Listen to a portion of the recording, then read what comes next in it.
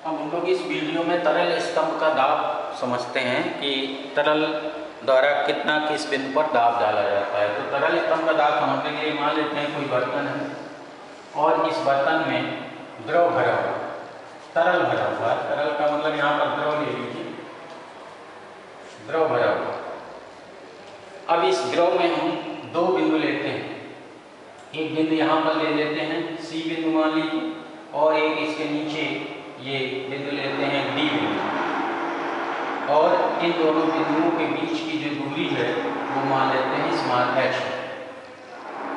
अब हम लोग एक ऐसा द्रव का ही काल्पनिक बेलन बना लेते हैं जिसके समतल पृष्ठों पर ये दोनों बिंदु C और D हों। तो काल्पनिक बेलन बनाने के लिए हम लोग इस तरह से एक बेलन बना लेते हैं जिसके समतल पृष्ठों पर बिंदु D और बिंदु C दोनों पाए जाते हैं। इस तरह से ये बनता है। ये एक काल्पनिक बेलन हमने द्रव का ही बना लिया। तो ये काल्पनिक।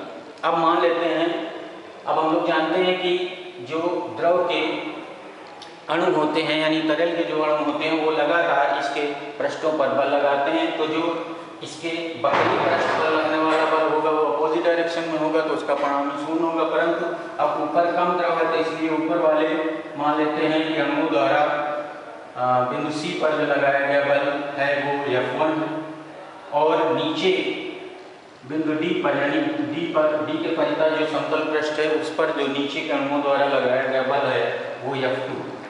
तो इसको F2 ले लेंगे इस तरह से। और मान लेते हैं कि इस बेलन के अंदर का जो द्रव है उसका द्रव्यमान m है, तो उसका भार नीचे की ओर होगा mg। तो इस तरह से बन जाएगा। अब यदि हम ये मान लें कि प्रत्येक समतल, ये काल्पनिक बेलन के प्रत्येक समतल पृष्ठ का यानी बेलन के अनुप्रस्थ परिच्छेद का क्षेत्रफल कैपिटल A है, तो ऊपरी पृष्ठ पर जो पड़ने वाला दाब होगा P1 वो F1/A के बराबर होगा, यानी F1 बराबर आ जाएगा P1 × A के। और इसी तरह से नीचे वाले तल पर पड़ने वाला दाब P2 बराबर हो जाएगा F2/A। तो यहाँ से F2 निकल आएगा P2 × तो इस तरह से। अब यदि ये बेलन को हम साम्यावस्था में मान लें तो साम्यावस्था में इस बेलन पर लगने वाले सभी बलों का परिणामी शून्य होगा। तो इस पर लगने वाला बल F1 नीचे की ओर, mg नीचे की ओर, और F2 जो है ऊपर की ओर है, तो -F2 बराबर 0 होना चाहिए। तो इस तरह से लिख लेंगे। अब हम लोग इसको mg को उधर कर लेते हैं, तो F1 - F2 बराबर हो जाएगा -mg के। तो अगर हम लोग F2 - F1 लिखें तो ये बराबर हो जाएगा +mg के। अब हम लोग F2 और F1 के मान रख देते हैं, तो यहाँ पर आ जाएगा P2A - P1A = mg हो जाएगा। अब यहाँ पर एक कॉमन ले लेंगे तो ब्रैकेट में आ जाएगा P2 - P1 बराबर m × g mg। अब यम जो है वो इस काल्पनिक बेलन, द्रव के काल्पनिक बेलन का द्रव्यमान है जो हम लोगों ने बनाया हुआ है अपनी तरफ से। अब यहाँ पर हम लोग अगर ये मान लें कि द्रव का घनत्व ρ है, तो यम बराबर हो जाएगा ρ × बेलन का आयतन। बेलन का आयतन होता है अंतःक्षेत्रफल × हाइट, तो आ जाएगा A × L।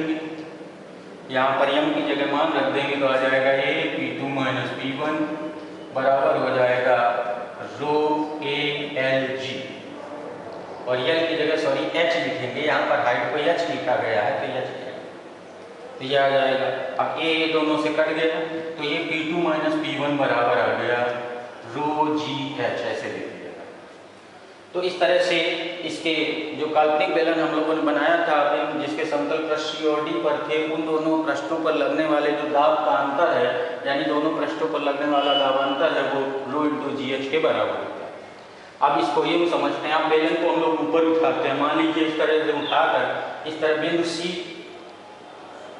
स्वतंत्र पृष्ठ पर आ गया, द्रव के स्वतंत्र पृष्ठ पर आ गया, तो यहाँ पर F1 0 हो जाएगा यानी P1 0 हो जाएगा। तो P1 को 0 कर देंगे, केवल दाब P2 लगेगा बिंदु D पर, और बिंदु D की गहराई जब यहाँ से यहाँ तक कभी ये H कही जाएगी फिर भी, तो केवल ही H बनेगी। तो बिंदु D पर अगर द्रव का दाब देखें तो इस P2 न लिखकर हम लोग P लिख लें, तो बिंदु D जब वह स्वतंत्र तल से H गहराई पर है तो दाब हो जाएगा ρgH। तो ये मेन फार्मूला होता है कि द्रव के स्वतंत्र पृष्ठ से h गहराई के किसी बिंदु पर पड़ने वाला दाब P बराबर ρgh के ρgh होता है। तो ये है द्रव स्तंभ द्वारा डाला गया दाब। तो यहाँ पर द्रव स्तंभ का क्षेत्रफल नहीं आया है, इसलिए द्रव स्तंभ चाहे अधिक चौड़ा हो चाहे पतला हो संकीर्ण हो, मीन्स उसके क्षेत्रफल से कोई मतलब नहीं है। क्षेत्रफल का मतलब है चाहे इसको हम बेलन को और चौड़ा बनाते तब भी दाब का सूत्र यही आता है, यानी दाब का जो सूत्र है वो केवल गहराई पर निर्भर करता है h पर और ρ पर निर्भर करता है। तो ये है सूत्र द्रव स्तंभ का दाब। अब इसी में हम लोग दाब के नियम भी सीख सकते हैं, दाब के नियम भी याद कर लेंगे यानी समझ लेंगे। तो दाब के नियम देखते हैं। दाब के नियम,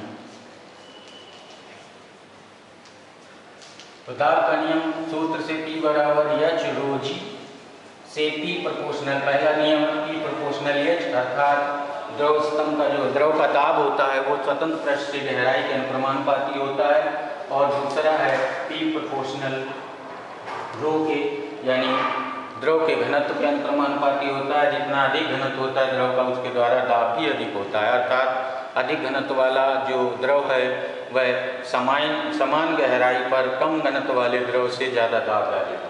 तो ये दूसरा नियम। और यहाँ से ये स्पष्ट है कि अगर हम किसी द्रव के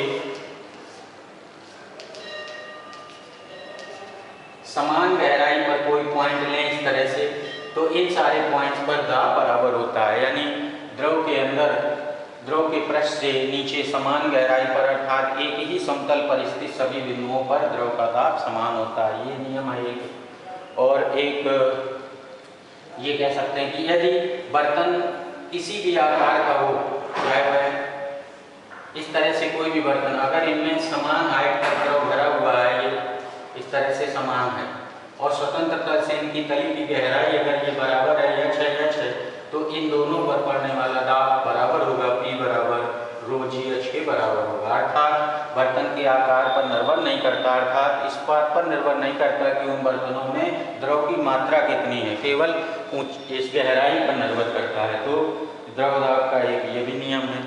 तो इस तरह से 4-5 नियम हैं द्रव दाब के, उनको इस तरह से समझ लीजिएगा। और तो ये है दाब के नियम।